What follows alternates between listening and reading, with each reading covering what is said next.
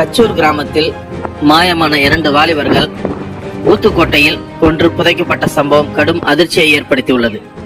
திருவள்ளூர் மாவட்டம் பூண்டி ஒன்றியம் கச்சூர் கிராமம் இந்திரா நகர் தெலுங்கு காலனியில் வசித்து வந்தவர்கள் ஆகாஷ் வயது 18, ஜானகிராமன் வயது 19.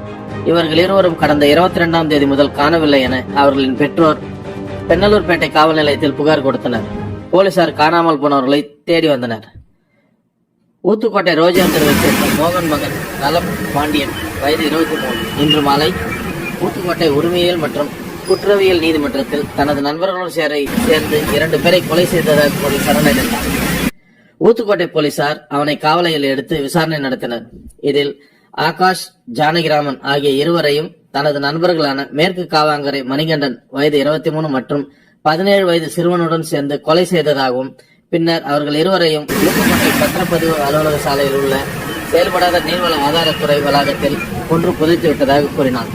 இந்த கொலை சம்பவம் குடிபோதையில் நடந்ததா, கஞ்சா விற்பனையில் ஏற்பட்ட போட்டிகள் நடந்ததா என்பது குறித்து போலீசார் தீவிரமாக விசாரித்து வருகின்றனர். போலீசார் புதைக்கப்பட்ட சடலத்தை தோண்டி எடுப்பதாக காவல்துறை வட்டாரங்கள் தெரிவித்தன. இச்சம்பவம் அப்பகுதியில் அதிர்ச்சியை ஏற்படுத்தியுள்ளது.